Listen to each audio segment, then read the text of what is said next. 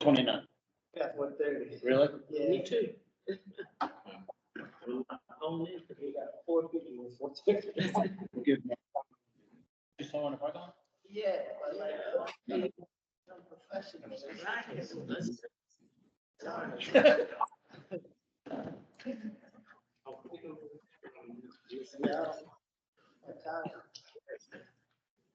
Okay, now this is picture. No, I know, we have to take a group picture.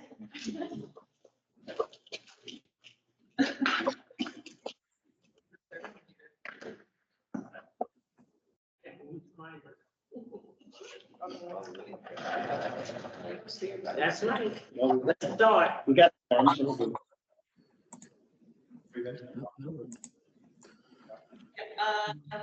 So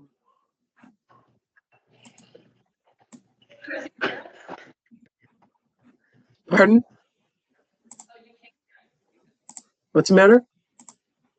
I'm just checking. Just checking for audio. Oh, okay. Let me find you Okay. again. Can you hear me? Yes. We'll start. Okay. This, March 28th meeting of the HCDPA. We can, Logan, can we have a roll call, please? Yeah. I mean, roll call, please. Chair Moranti, Here. Vice Chair Smith, Here. Treasurer Morris, Outside talking. Secretary Joyner, Teresa, here. and Mayor Johnson. Present. Next, chance everyone to read the minutes and Yes. Yes. I wanted to say that we had some issues with the Zoom recording. And I wasn't sure if we took action in a public meeting.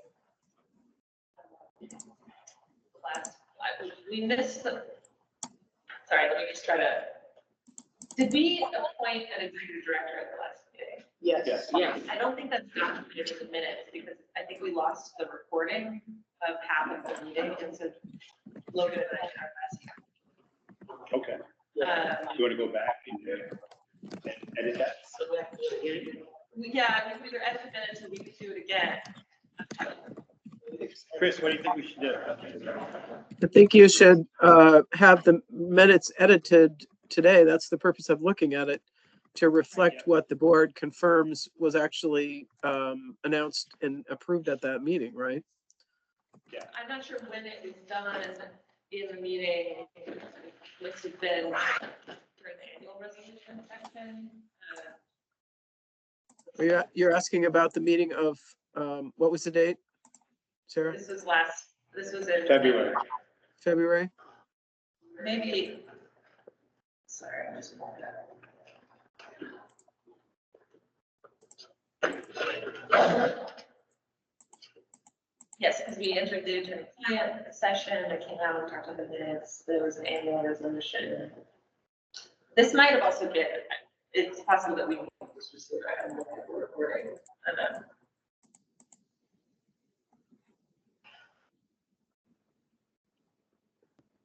I'm curious, can we approve these minutes at the next meeting and just now we told you all that, and then we can take some time to go back and look at the recording and try to confirm who voted to nominate Dominic? It was late, you said it was later, in the meeting? I don't think it was at the top of the meeting. No. I think it was, yeah. It was after the executive, first executive session. Right, and so then it would have been maybe right before the annual resolution. I just don't know when we took action on that. And Logan drafted the minutes for the first time, did a great job, thank you. But we had some technical difficulties with the Zoom, and I wasn't able to like go back and double check, and it wasn't in my notes left over that I took on the meeting, so that's what we're discussing. Okay, so I think, Chris, if we just hold off and we're going to revisit the meetings for corrections and adjustments for next meeting, does that work? I mean, I guess so. I think the board's affirming that that appointment was in fact made. So Yeah. can we, The can we appointment approve was the made. minutes based on the edit, basically? Like, So the motion was made by Margaret, seconded by the mayor, and it was all in favor, according to my Okay. notes. When was that taken? It was after, let's see. Motion, so it was after the Greene County thing. Oh, okay. Yeah, it was after that and after the executive session. Let's see, motion to appoint Logan, that was first. And then we went into the floodplain motion after Logan. That's where I have So it we did- anyway. So it was before Logan. You said Kamal motioned and Margaret seconded? no. No, Margaret moved and the mayor seconded, right? And all in favor? Okay. So that's great. Yeah, and then you So- discussed the going to the bank and all of that, so it was before that, okay? It was before the bank, okay. Okay. Well, before Did you the put that- discussion about the process of going and just setting up the accounts and setting up the escrows and so forth. I think it had to do with those escrows, right? And then we went to the HDF.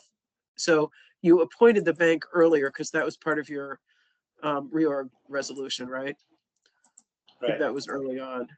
Right. So I don't mean that reference to the bank. I think there was another discussion about the bank having to do with setting up the escrow for that particular flood matter, right? Okay, So that was that. yeah. Okay. Okay, I think the precise order, it sounds like we talked about it in the flood permit review, and that makes sense because it was after we went into executive session to discuss this hiring, that second breakout, that's when the Zoom dropped off, and so we didn't have that material. Okay, So can we edit that for the minutes? yeah. Let me know when you got it. So I'm gonna say, So I'll make a motion to approve the minutes based on the edits to adding the executive, going to approval. Second. So that was mayor motion, Mara second, and then vote.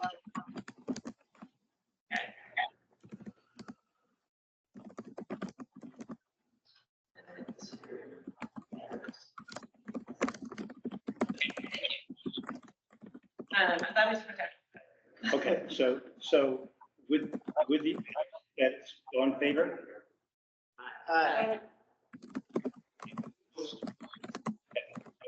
Can we get a motion to accept the minutes? All in favor? Anyone opposed? Motion passed. That work, Chris? Mm-hmm.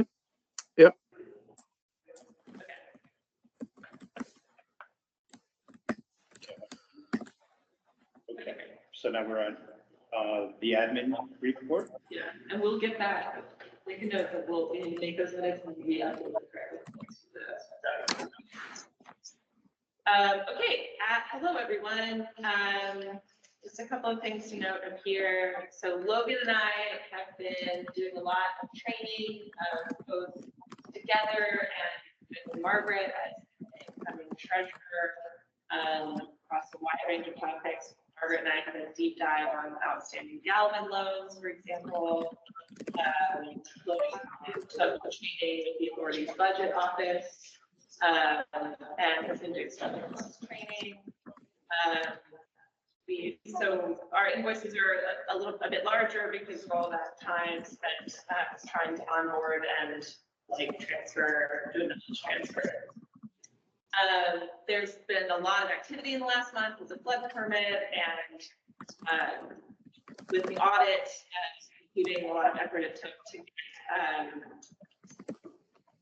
to readdress the ongoing Galvin loan issue, which we didn't get to at the end of last year. And so for that reason, issues in my capacity, issues with catching up with Galvin loans, our audit is not going to be completed for the March 31st ABS deadline.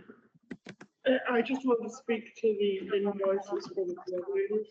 Oh, sure. Yeah, so, I have been working very closely on also new to this with Sarah and Logan. And, I think it's really important that, sorry, this, I think it's really, stop it already. I think it's really important that we have good transitions into the next. And my understanding is that Sarah, when you came on board, there was no transitional training. Sorry? 2 hours. And so I think it's, yes, we're going to have overlap here for a while, but I think that it's really important to have that so that we have really solid training. Sarah has been very quickly in, you know, explaining everything to me from a training perspective. And I think it is important ongoing for this organization for the level of transition and training. So I just want people to understand that, yes, you're going to see higher invoices than, you know, routine once it's, you know, everything's kicking over and we're doing maybe 5 to 10 hours a week, that's fine. But for a little while until that happens, that's what you're going to see. And I think it's money very well spent. So the finance committee, there's a finance, you're the finance person, and then there's a finance, your treasurer, then there's a finance committee, right? Right. Yeah, so shouldn't they be able to? I'm sorry, you need to speak up. I'll just also, but we're in the section of the agenda of admin report. We can talk about Hey, I didn't know. the finance part in the next section. But thank you, Margaret. And what I also want to add is that it's been a lot of labor to start that work. And that's part of the reason that the labor to complete the audit has been slow, and our audit is going to be late. The ABO deadline is March 31st, and we're not going to make it. And that's both issues on my end / just this general transition, but we just only got word back from Galvin's audit, account confirmation in the last day or two. So it took a while to get those letters out, and because it's a really complicated issue.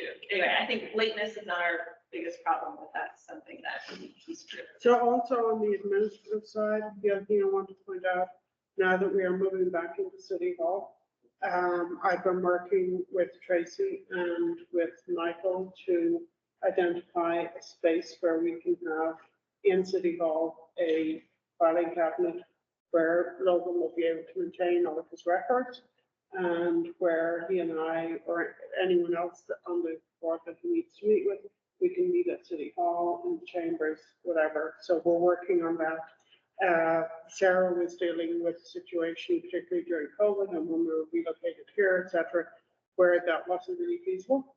So now we're working on administratively solving that. Just so things don't get lost, when we do come up to that section of finance, I want to reinstitute my question. Yeah. As to the finance committee. Yes, the Being role of also part of the training that's being given. yes, Okay. yes. Oh, So I yeah. just want to make sure, you know. Yeah, no, that's since a it great was point. open, you know, I want to make sure that. I apologize. I thought your question was about, You didn't let me finish, that's fine. well, it was about the size of our invoice, not the content of the training, but that's a good point. And that's later in the agenda, we got. Right. Thank you. And I think you explained it early on that initially it was going to be heavy-handed in just because of the transition. So I don't think anyone expected anything, but you know, moving to transition would do it too. Right. Thank you. Okay, so I just wanted to prepare us for that some of the things that are due on March 31st are going to need to be submitted late in this admin report. And that we'll also need to reschedule the April meeting, both to accommodate the auditors presenting to us, and to accommodate Logan, who's going to be out of town. I'm not going to say why. Logan's getting married during the the time that our HCDPA meeting would be. Congratulations. I'm sure you can change that. We can have the meeting at his wedding. Yeah.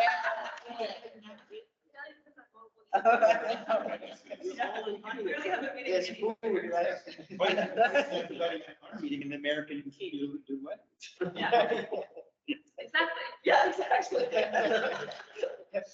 Okay, so we'll get to that later on. And I think with that, we can go into the financial report.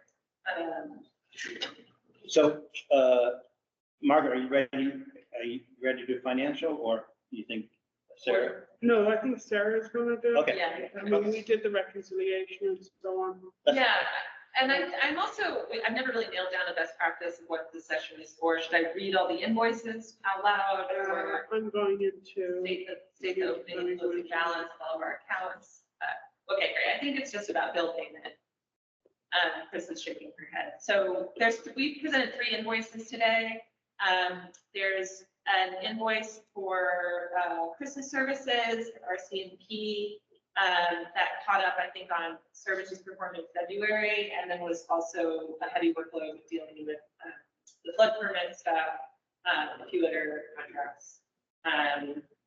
So there were a couple of different invoices that we presented from RCMP, and then I had an invoice for $1,230 and Logan for about $160, and those were all sent out to the board and also uploaded to the website. So, we've discussed this, I think, yesterday, and I know that a second request went out to Galvan on the loans. Have we gotten a response? Yes, yeah, we heard back. Sorry? Yes, we did. Oh, good. Yeah, I was gonna get to that later, but yeah, let me go ahead and get to that later. Okay, go ahead. I'm sure. And then, so that's from the HCDPA General Fund. The Housing Trust Fund, we also have, we received and was shared out an invoice for the Q4 of the Housing Justice Director's salary reimbursement to the city. And then we agreed at the last meeting that we would adjust the payment schedule for the contract with Greater Heights and Promise Neighborhoods. And so we could, Logan and I wrote 2 checks, so we could write and approve that expense today. That would be $25,000. Those are the bills. Any questions? Is that for the, that's good for finance? I think so.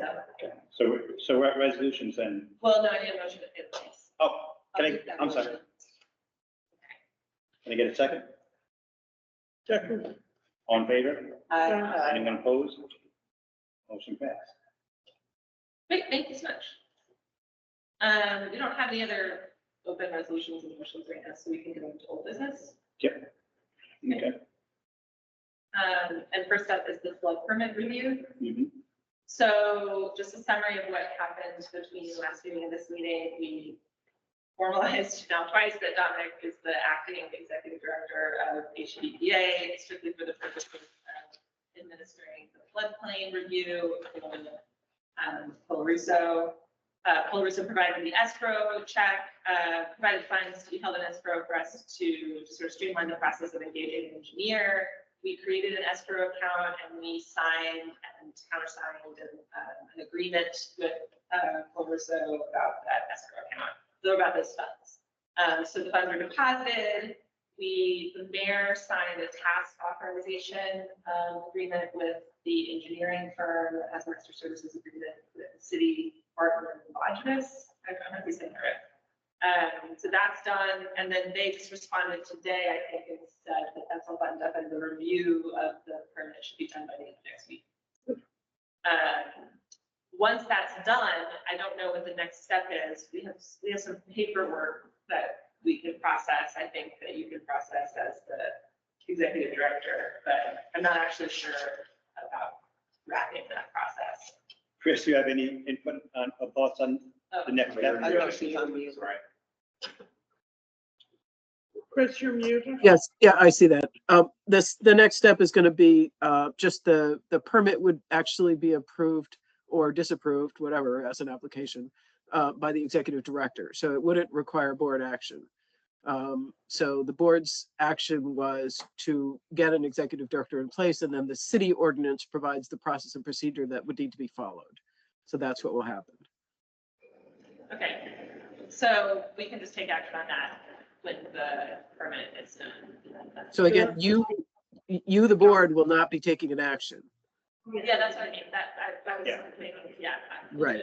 Like, Okay. I'm gonna get a pen. yeah. And then can report back, of course, to the board, right? If Dominic does that, then that becomes part of the application to the planning board for approval. Well, I think it's actually separate. Sorry? I thought the planning board already tagged that up. No, this piece is missing from the Ah, okay. application, that's why they have stuck with. But then it's out of our hands. Yes, exactly. Okay, any other questions on that? What was that question? What was it? It's hard to hear. I didn't. No, I didn't have, Okay. sorry, I have a hearing aids in, so I talk softer, I sound loud to Go myself. ahead, talk loud. Yeah, okay, I'm gonna shout at you. So I didn't really have a question. The issue is that Dominic is the executive person.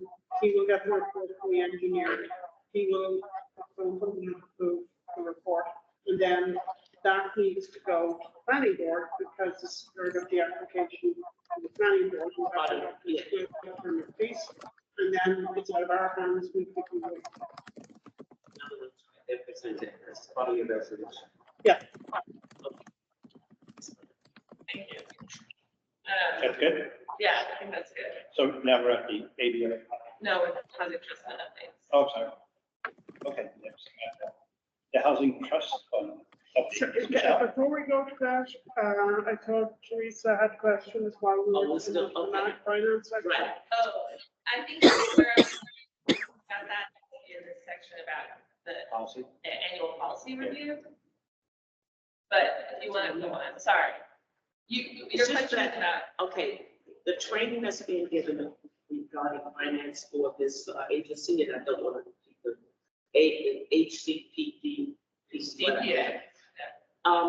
We do have a finance committee, and I believe if the other two members are not interested, I am to be part of that training, to understand the finances and the, what's, of this committee. So Was that whatever the, training you're doing, whatever, transition. I'll say, I don't have the capacity to like lead a board training. It's not, I've had the you tell capacity. me, I'll make it. I've had the capacity to work with Logan to take over my job, and then I've had to train Margaret pretty deeply on these loans in a really like ad hoc way. We had to do it the day, like I said, strap in, Margaret, we're gonna have to talk for about 2 hours about these loans because we needed to get the paperwork signed as quickly as possible. I understand, but that doesn't neglect that. No, I agree. I'm saying there's not been some coordinated program, and we can talk more directly about how to activate and empower the committees of this board, but there's not like a training that I can just lead it. All right, so we can continue the conversation about how. Right. So what has happened so far is, I have participated in a couple of reconciliations of bank statements. And we used to do that together, Teresa. Sorry, Yeah, we did. Yeah. Teresa. anything that I have to sign, I require very detailed information on exactly what it is I'm signing, and I've talked to Chris about that. We had a meeting with Chris, Sarah and Logan. It wasn't so much training as Sarah has indicated, digging into exactly what the status of these various loans were, because we had to send a statement out to Galvana around one of the loans and restating the outstanding interest, outstanding principal and so forth. So I wouldn't so much call it training as working together to get these documents out. But I think your point is a good one, and that we probably should have a session for the finance group, sit down and understand everything about how. Because you are entering into areas that, because I was a secretary, then it was Wallace, so, something that should be open to. I agree with you. So our committees, the finance committee is Margaret, Teresa, and Ravonda.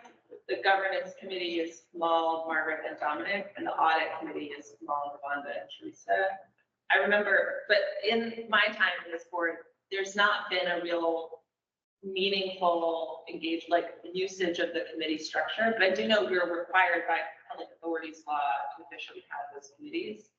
Last year, when we approved the audit, for example, our meeting included like a breakout meeting of the audit committee to formally, make a recommendation to accept the audit. And I think our finance committee may also have had to have a breakout to accept the investment plan last year, but I could think of that, that being an example of like the utilization of these committees. These committees have to meet in an open public meetings, so the meetings have to follow the meetings law. Another sort of reason we don't coordinate them very much because it's enough, one meeting a month is enough. But the governance committee in particular is something that I think we need to activate very soon, and I'll get to that in my video section.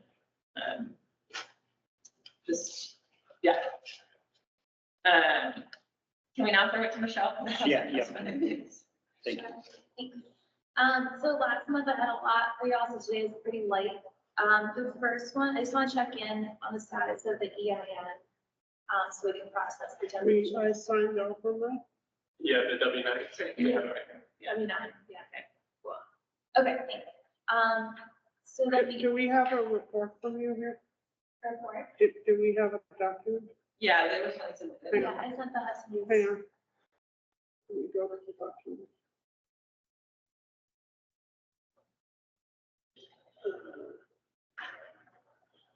Is this the Hudson Ridge report? I think so. Yeah. Yeah. Yeah, Michelle, Oh, I okay, think that it was just like has, 3 attachments. so the EIN piece from W9 we addressed. Do I have, is there something here that lists? Oh, Michelle's talking question. She hasn't even given her report yet. Yeah, I No, know, but- To look, to know what you're looking for. No, but I thought we were going to I have. did send it yesterday. Yeah, Sorry? I sent it yesterday. yes, 3 Where attachments that is she it? sent to you. I don't think so. Can you tell me where that is, sir? It's in your email. Oh, well, it should be on the website. Okay, so this is my mistake. Michelle did include all of these materials and we only uploaded one to the website. But it was sent to the board at 2:39 PM. There's 3 items on it, following up with February meeting, and there's a roots update attached. And it's the talking. next meeting. Do you think you could share on the screen the talking point? No, I could, yeah. I could. My talking points are very brief. Just asking about the W9, letting you know that the Roots update report, which was sent. 16 households helped in this year so far. January through March are the busiest months compared to the last few years. It's just the time of year when people tend to need help more. So 38 people helped, 16 households. And then the only other thing I had was that the Housing Trust Fund Committee did not meet this month. There really wasn't any business to discuss, although I met with some of the members in small groups who continue working on preparing stuff for the April meeting. And our next meeting is April 13th at 5:30 PM. And then we had sent this donation request to the Common Council this past month. So those funds from the city's donation should be coming through. They actually came through a couple days ago. Okay, cool. Yeah. So, but you said there's 38 individuals help and 16 households. So does that mean there are multi-people living in those households? Yeah. Yeah. Is there a way to, because I imagine there's different assistance, right? It could be back rent. It could be helping to find another apartment. I mean, is there a way to, It lists what they. is that what I saw? Yeah. Okay, I did see that. Okay, Where. gotcha.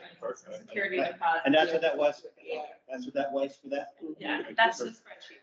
Great, And thank you. sometimes things, you have to put Michelle's name in the, To look for it. yeah, to look for it. Yeah. For some reason, I didn't get it until I put her name in it, then I saw.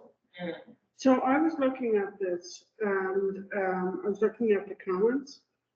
And so for a number of them, background assistance, there's no comment. Some of them are, there's a rent increase or somebody lost a job, or there's some specific issue, prices like there's a car issue and so forth. In the cases where there's no comment, what are those about? I'm not sure. It's, So the first one is background assistance, $2,500, and there's no circumstance or comment. I mean, that, I also want to be careful about, this is like pretty high level. I'm uncomfortable sharing like specific detail about people's stuff in public. No, I understand that, but was this a medical emergency, personal emergency? That one, the house that got behind on rent. And Because, Because they're for profit. Living in poverty. Yeah. I understand that, but like we have things here where somebody lost a job, they have medical bills, etc. But Yeah, I think there should be a comment. But, I mean- well, no, sometimes that's helpful, just because in mine, it helps, because it's that situation, it could be because they had to fix their car, right? So it helps in that situation, say, they got behind because of A, B, and C. It doesn't have to get real personal, No, it doesn't but have to be what it, because that's very valid. Or they needed to pay something else. So those are very, because you want to find the common ground and try to figure out how to fix these problems. that Sorry, hang happen. on, Donna. What you saying? I was saying it can get very personal because if it's a specific situation, people can probably determine who the person is. It's not the point of the program, is to expose people's personal business. I mean, I can make sure that there's something in each category, for moving forward. I can tell you that some of these I know they're kind of personal and it's hard to put into 3 words. But moving forward, get more broader purposes. Just broader categories. Yeah. And then the other thing, like you had reported last month, that in general, like maybe it's up to county council, no, actually I think it's up to county council.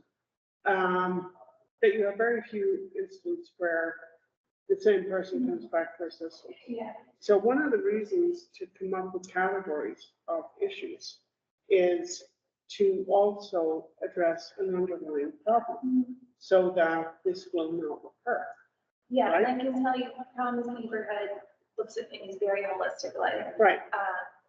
And that's one of the reasons why people haven't come back, right? They're able to. really Exactly. trust in, yeah. Exactly.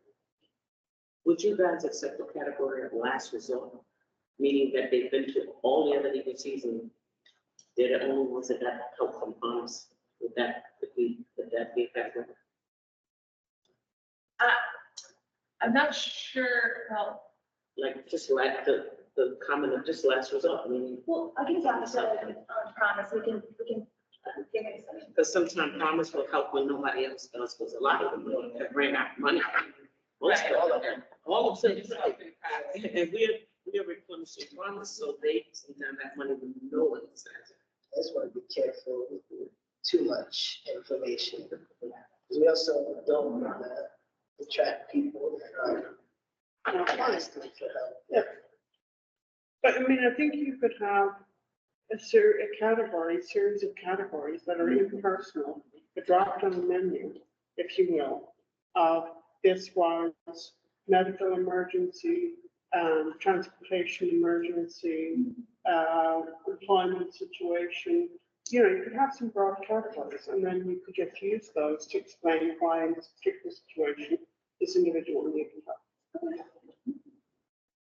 I'm just saying.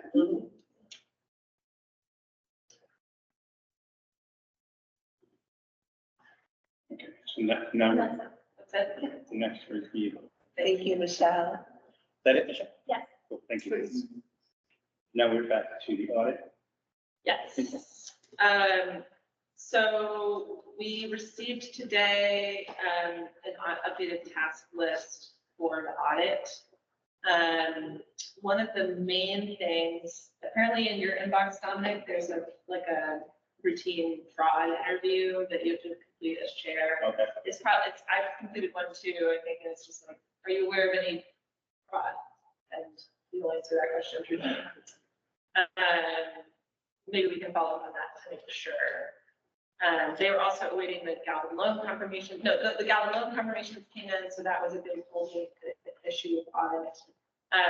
The biggest piece that's missing is I need to complete drafting a going concern analysis. They included a note. They said, tell us your plans going forward, provide a projection of your cash flow for 1 year from the current date and plans to manage it. Any new sources of revenue you expect to come in, or any efforts you'll be making to reduce your expenses. I'll point out that the audit is almost half of our expense. So just want to point that out. My draft has noted that, but also we are in a better financial position in terms of revenue than we've been in recent years,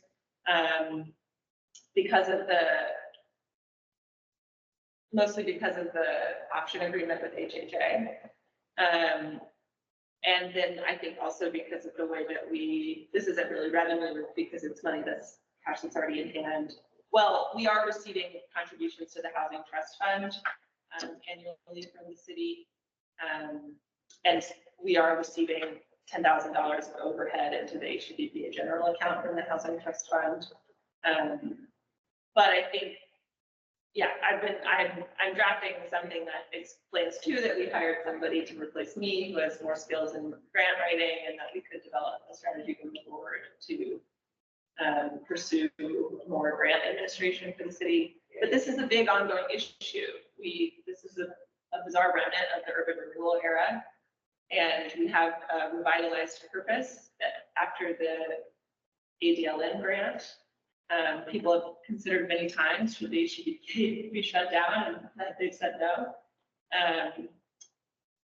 And this will continue. The going concern in our audit year over year is that we don't have a way to stay cash flow positive. Our expenses are incredibly bare bones, and the most expensive thing we have is the auditor. So I will circulate a draft of that analysis. I'm not actually sure that it requires like a board action to approve that written report. I'm not seeing any evidence that's needed. But I would look for feedback about how to write it. And that's that main thing. Let me just look at one more number here. Yeah, so the things that are missing, I actually need to follow up with, no, that's fine. Projection of the cash flow, and then they also want an update on the option agreement. And if there's any plans for it to be executed in 2024, I don't think we know that, right? From HHA. Right. Yeah. Do you have any idea when that might become something we'll know? It's okay if the answer is no. At this time, no, but we do have a really good meeting next Wednesday, so who knows, next month I'll probably be able to update you. But at this time, no, unfortunately. So the going concern analysis, updating them on the option contract. I actually need to update them on I gave them the wrong copy of the Hudson's Promise neighborhood contract, and then Dom's for audit review, and those are the outstanding items on the audit. Now that the loan paperwork is all come through. Once they are ready to package the audit and the management letter, we'll need to meet again to accept the audit and the management letter before we go forward. Chris, do we need to have any kind of review of the response in the letter as a board? So you're muted. Yeah, I muted again. We can't hear you.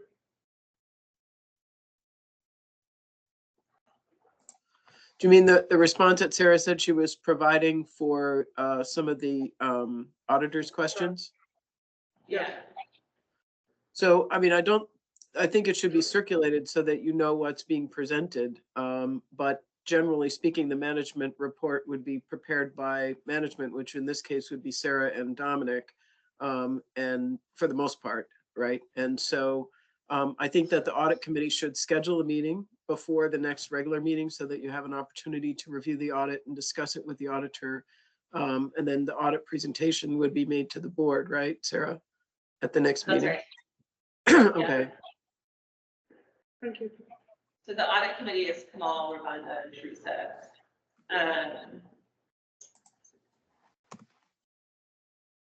So once we know when the audit will be completed, then we will need to schedule that meeting. Or like a time frame. I'm gonna give them these materials ideally by early, that go to concern analysis ideally by early next week. So it shouldn't be too long. But it'll take us a second to figure out when we need to schedule that meeting. I just want to ask one question. ABO. Authorities Budget Office. Thank you. Thank you. We don't use acronyms at all in this business, right? That's the state, the part of the state comptroller that oversees different public authorities like HCDPA.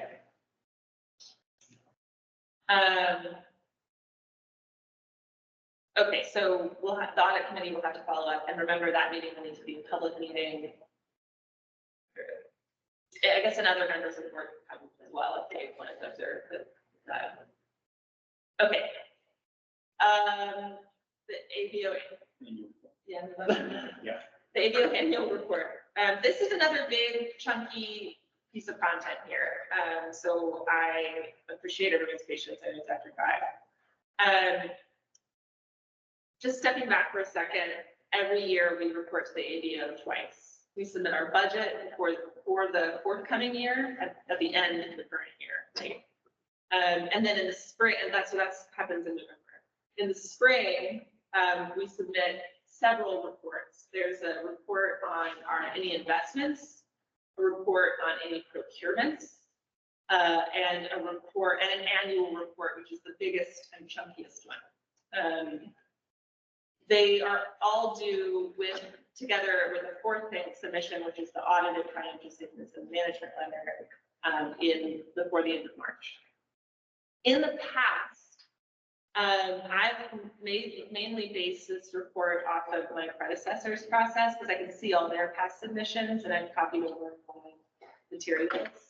And I think that we need to get into a more rigorous review of these report materials as a board, because the annual report in particular does specify, it asks us to a lot of yes or no questions, like did we create an audit committee? Did we create a finance committee? Do we have a whistleblower policy? Are our bylaws posted on the website? A lot of these questions are really easy to answer, and some of these questions are not easy to answer. And I provided in the materials a incomplete draft of the ABO report, but it shows you all of the different questions. I think that a way to go about finalizing this annual report would be to have a governance committee meeting with Chris to review the report with me. There's the materials, a lot of pieces of the public authorities law are referenced. Like I said, some of these are very easy things to say yes to. Like the report will say, according to this section of public authorities law, did you set up an audit committee? But the whistleblower policy, I think, is one that we're actually sure that we have a policy. Another part of the ABO annual report would ask, do we adequately review our internal controls? And the answer is yes, because we have an auditor review our internal controls, but then also we may want to oversee our own internal control review. So we need to ensure that we have plans to satisfy the various elements of public authorities law that's noted in these reports. Some things are accomplished through the audit or our annual resolution, but not everything. And then my suggestion is that the governance committee will meet sometime soon to do a more thorough review before we sign up for the annual report. Because the audit will be like, we can submit these things all together. In the past, I'm looking at the graph that you sent us. In the past, maybe these questions were from small responses. Has there been any request for clarification or additional information? Yes, we talked about this a bit more in depth last year. The year before that was the first time that I'd done it, and it was a bit sort of charging ahead. The last year we did talk about it more deeply, and we talked about it that first year too. I think it was. So what I'm asking is, when we submit this, have we ever gotten a request from the entity that was submitting it for additional? Yes, not very thoroughly, and I can't quite remember what those communications were, and they're in the Paris portal. So I'm just looking at this as a policy and procedure auditor myself. Yeah. It's something I've done for 30 years. I would not really just accept the answers. So if I get the answer to the question, is the board established a governance committee in accordance with policy? Yes, I would also want to see documents Yes. supporting that, showing the members of the board and data which it was established. We can look at. Or it's like, for each one of these, I would want to see, yes, we did this, and here's the implementation. Yes. Yes, we have this, and here's the. If I may, Yeah. the ABA portal asks you, a lot of these questions are interrelated. So they ask, did you have an audit committee? Did you have a finance committee? And then, is there an organizational chart on your website, and where is it posted? And then you include the link to the website. A lot of it is just, it's not as probably as thorough as it may sound to you. You don't have to upload copies to the minute.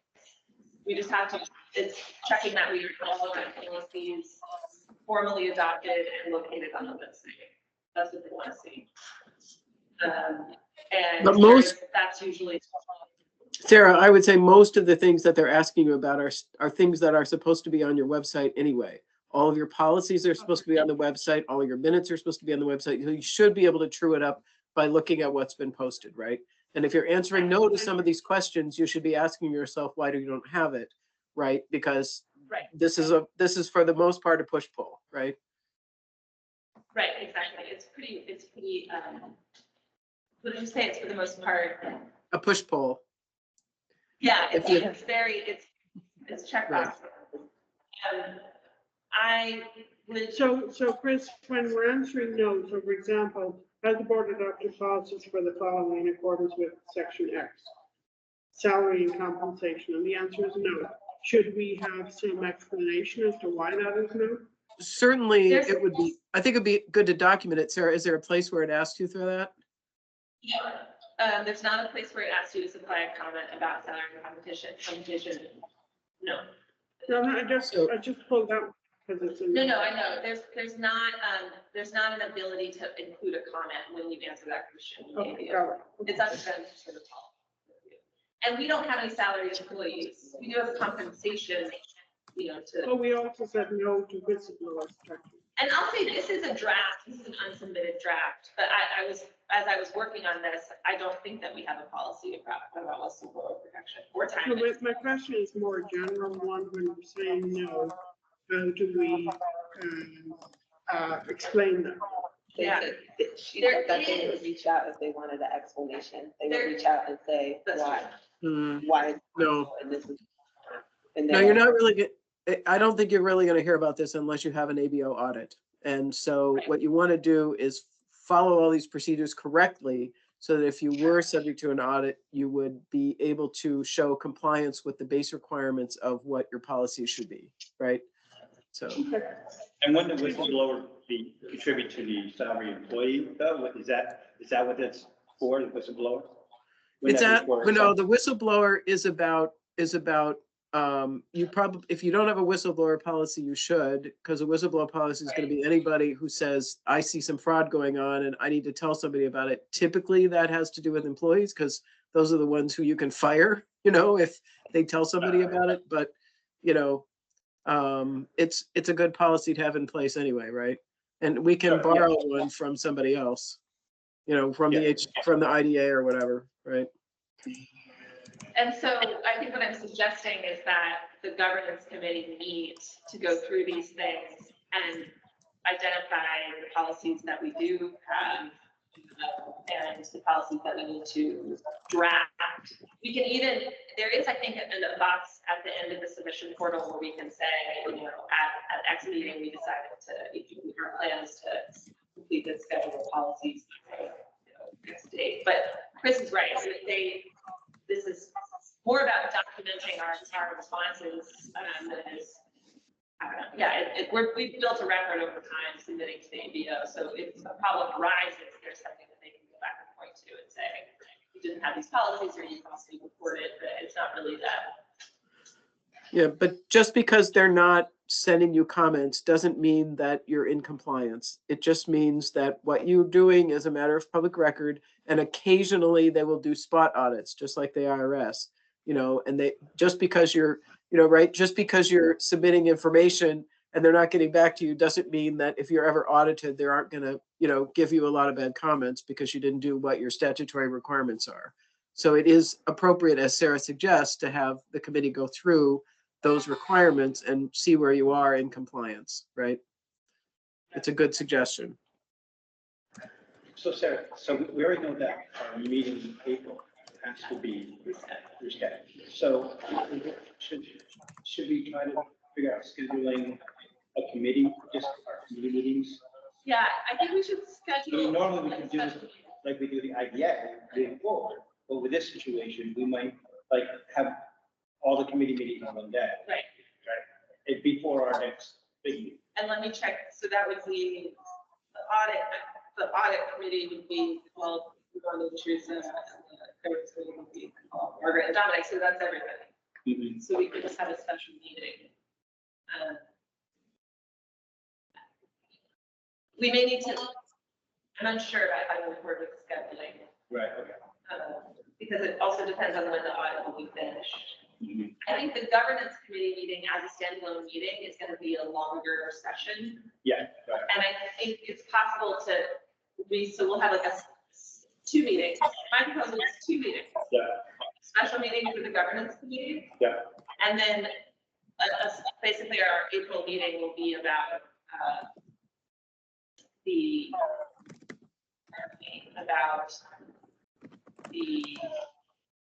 audit.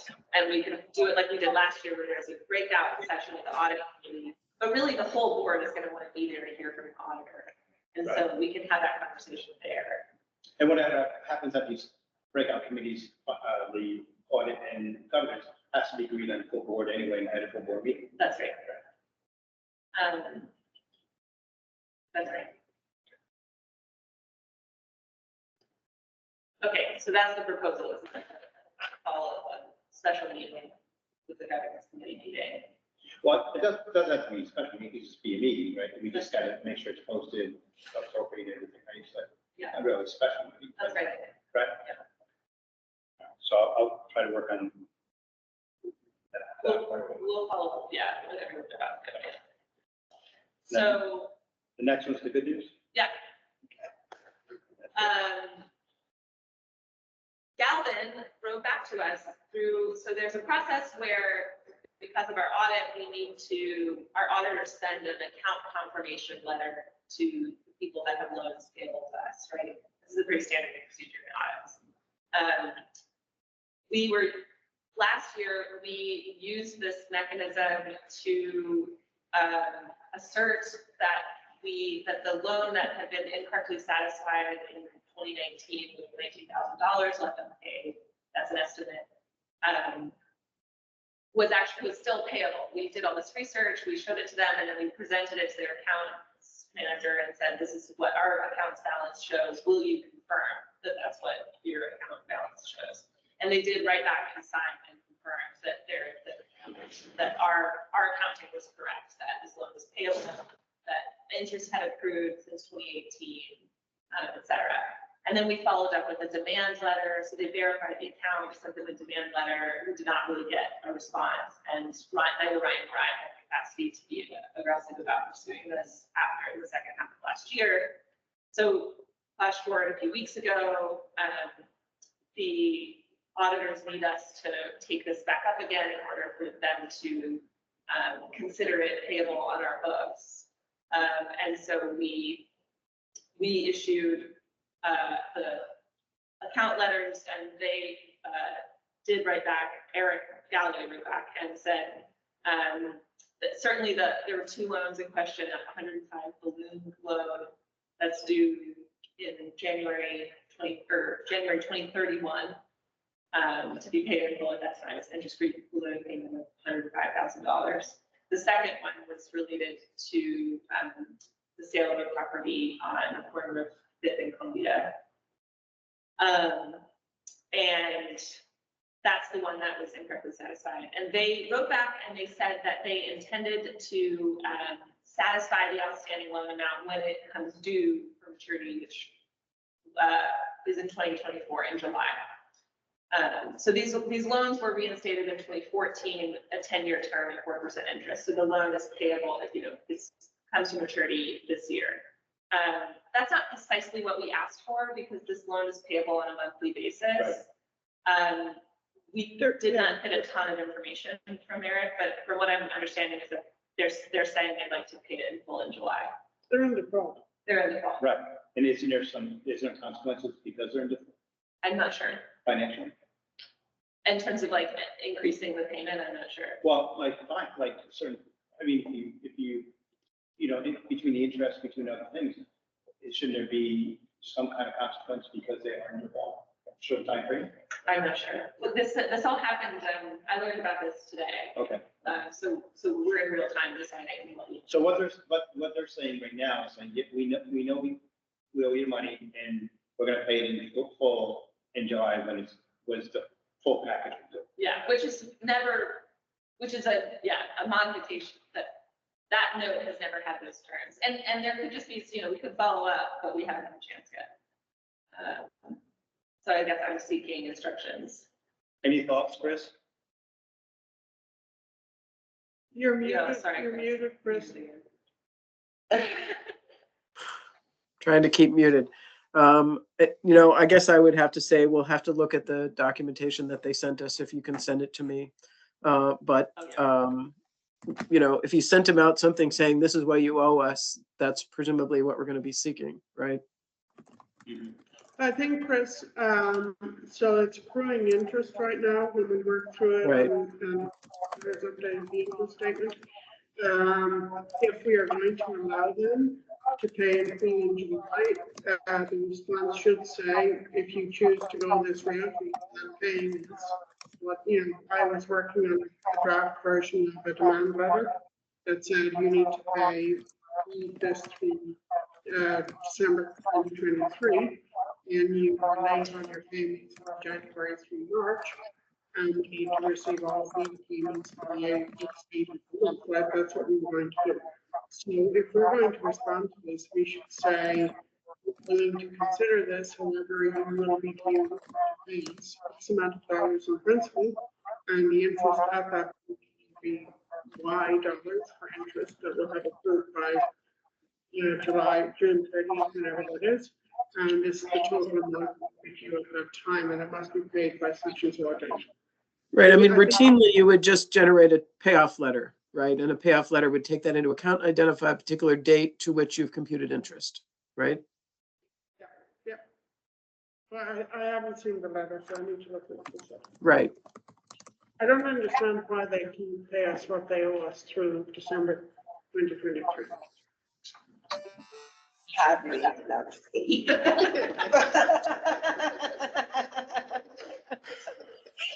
Well, I mean, yeah, I'm not sure either. And then they need to move some money around. But they did bounce check. Yeah, you did it. And we're talking about July of 2024. Yeah, we're talking about, months a year. Yeah. Right, but they did not pay a penny.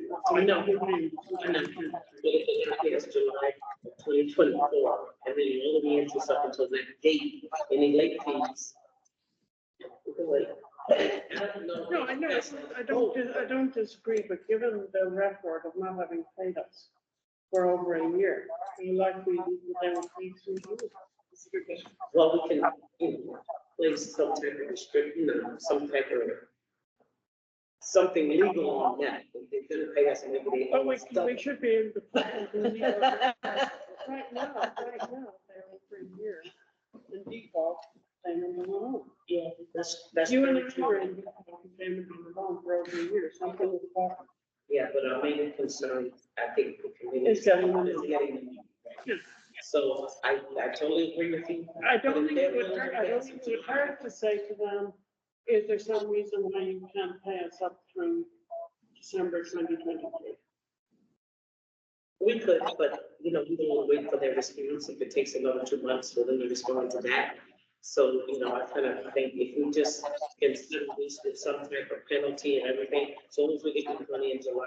And if they don't pay it in July, the restriction on what you are still, I don't know what you can do legally. But you know, I'm sure there's something we can do. If they don't pay Yeah, us I in think July. we only can go back to when we actually, in writing, notify them. We need. Which is why they take Which is correct. Well, we notified them of the issue. What I'm talking about the demand letter. Yeah, you're right. I think the demand is right. Right, so then moving forward, and then, you know, sticking to this and making sure this happens. I mean, it's getting close, you know, July, but still, we gotta make sure this, I mean, ultimately, just pay, just so we get paid and move on, Yeah. you know, from this, you know, So whatever. do we need a vote?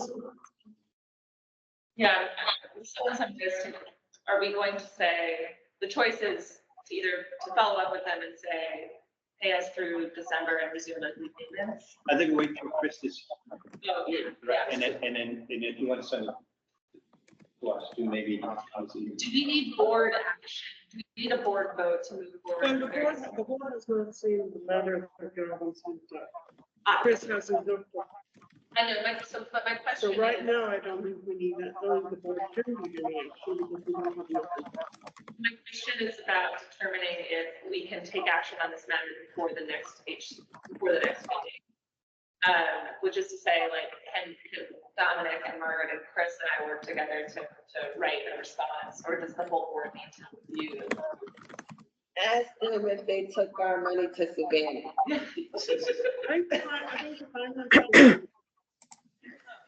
I mean, you're not asking the board to write off the loan, right?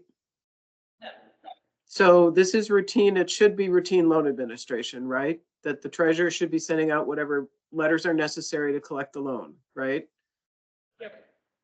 So, I mean, unless you're suggesting something other than routine collection, right? Or some kind of write-off, and I don't think you're suggesting that, right? You're suggesting trying to collect the loan in full, right? Right. Mhm. Yeah. So I think Margaret even has some discretion on how you move forward. So I will discuss it with Chris. I will look at the letter that they sent back. We will working with you. My instinct is to tell them, to ask them why it is they cannot pay what they owe us through December 2023, and to give us a reason for that. And to remind them that they are late on their payments for January, February, and March. And all of this material came through our inboxes this morning. And I think if we document what, in that little notation for the audit, right? Like, we want, you know, the letter and the notation, that we're moving forward with this. I mean, that should be good enough, right, Chris, in terms of our response to this issue? I mean, I can't speak for your auditor. They'll have to tell you what they need, so. Okay. So when you look into it, you're gonna bring it back to finance committee, or you're just gonna make the decision? But Chris is saying that this is a routine thing and that the treasurer would send a response to it. In which case I would send a response to it with advice from Chris. I think that's a advantageous way for us to move. I mean, I think that's both right in terms of law, and like it works well for us because we need Margaret to be able to take action before the next meeting. Right. But I don't want the fact that we're willing to take the money in July 2021. Okay, you are? I am not. I will Okay, send that's them- what I'm saying. I I will didn't think, send them a wait letter a minute, I saying, didn't think you you were willing. owed us this money as a I know, property. I didn't. You are late in January, February, and March. Also, by the way, it's now April and you're late on. You're right, I heard that. And I didn't think you were willing. That's why I'm saying. Listen, she called to Green Street after this.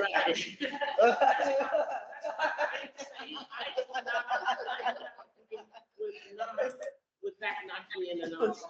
Okay, I didn't think she's saying pay us up until then remember that you owe us. Because that's happened documents what they owe us. It documents what we expect from them. And then if they still drag their feet, we have a letter that says, this is, yeah, great, you acknowledge you still have this outstanding loan. You Yeah, haven't paid I just want to make sure that that doesn't get lost in your response. That we are willing to take your money on July of 2024. Yeah, okay, as a member of this board and the finance, I'm willing to take their money. And they can tell me why they haven't paid. Okay. So I don't have to get lost because I know that's something that you would, you seem. I do not think that in the response to them that we should say, yeah, we're fine with you. And I do think we should say, that's what I'm trying to put I out. don't think so. You've got someone that's saying, I understand what you're saying, but this is what I would like to happen. Okay, so, just. Okay, so we know that Margaret's gonna write I do not agree. a letter, with some explicit words, and then gonna take care of it. And hopefully we'll have, a response at least by the next meeting. Did you all see the letter that was out last year from Ryan? Yes. Yeah. And it listed out what they do. Yes. And it said, this is how you were late and this one, this one, and this one. Then you were asking, no, they didn't do Okay, anything, and they so- didn't pay anything. And we couldn't do anything to make you respond, but they have No, responded we didn't. to say that they're willing to pay us. I mean, I don't know.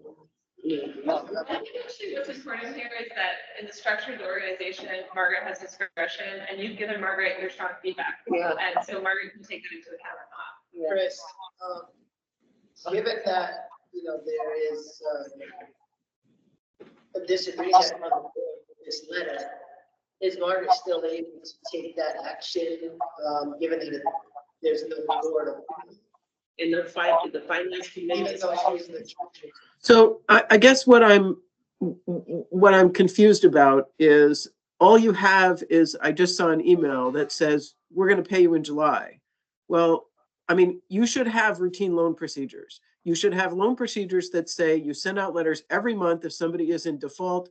You should be, is in arrears, excuse me. You should be sending out, how much they owe you, tell them that they still owe it to you. And, that just should be part of your routine procedures.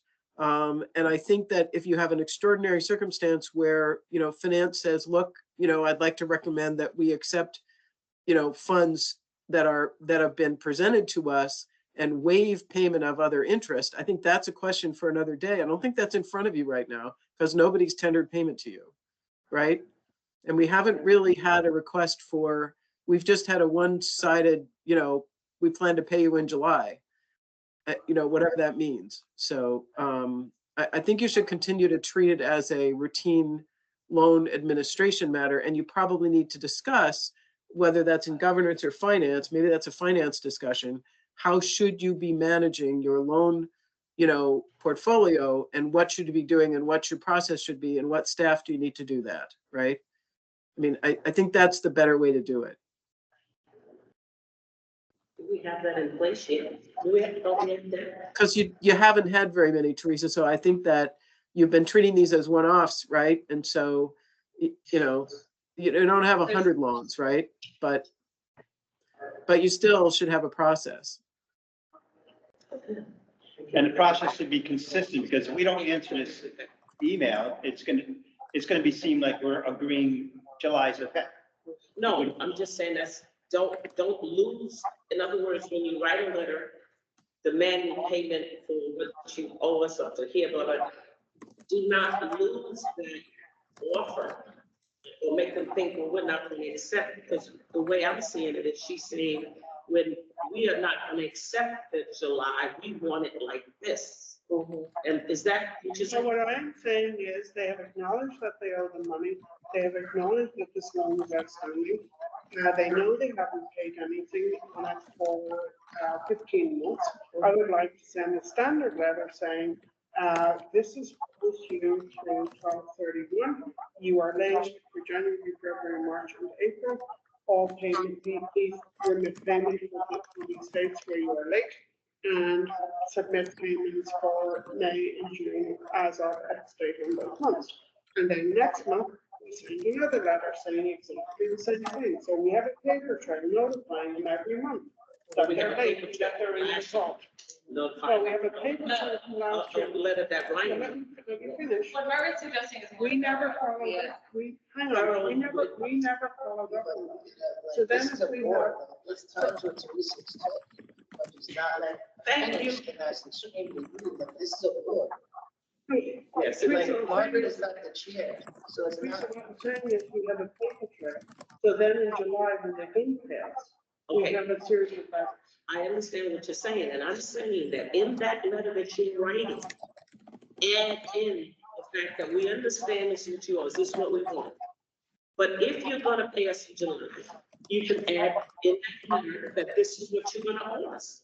I mean, we have to add up the interest rates up until that day, any late fees that you acquired and going to acquire until that date. I'm saying write a letter into, and just let's go to the second step.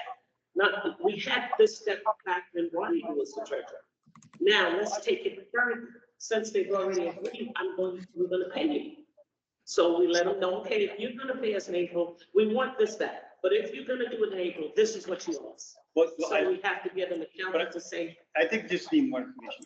What Chris just wrote, it really had no details to it, right? right, we have. Right, so I think right now, I think we should just go consistent to the form, like Chris said, with a loan, you know, what it was, with a loan, with that wordage, right? But since we have nothing, Because I don't think we should even respond to the July thing, because he didn't give us any information on it. I think we should just continue our path. okay, I understand. They didn't give any information. We can take what they said and provide them with the information, what they're going to be charged. This is what I'm saying. Take what they're saying, which is a statement, I'm willing to pay the full amount in July. Right. Now you take that commitment and say, okay, fine, but this is what you're gonna owe us in July. So I think that there's a lot of ways that we can do. Exactly, and since we don't have a standard way of doing it, Well, hold on. then it's open to discussion. Yes, I hear you not wanting to somehow toss the baby out with the bathwater by saying we only want it this way. And I don't think that that's a valid fear. I don't think that is gonna be the problem. What I'm saying is that I don't think what Margaret wants to do, which is initiate a standard routine loan correspondence, which we are behind. We should have been sending them these loans every month, send the demand letter. I didn't know to do that. We would have had the capacity to do it. So now that Margaret's in the seat and is an auditor by trade,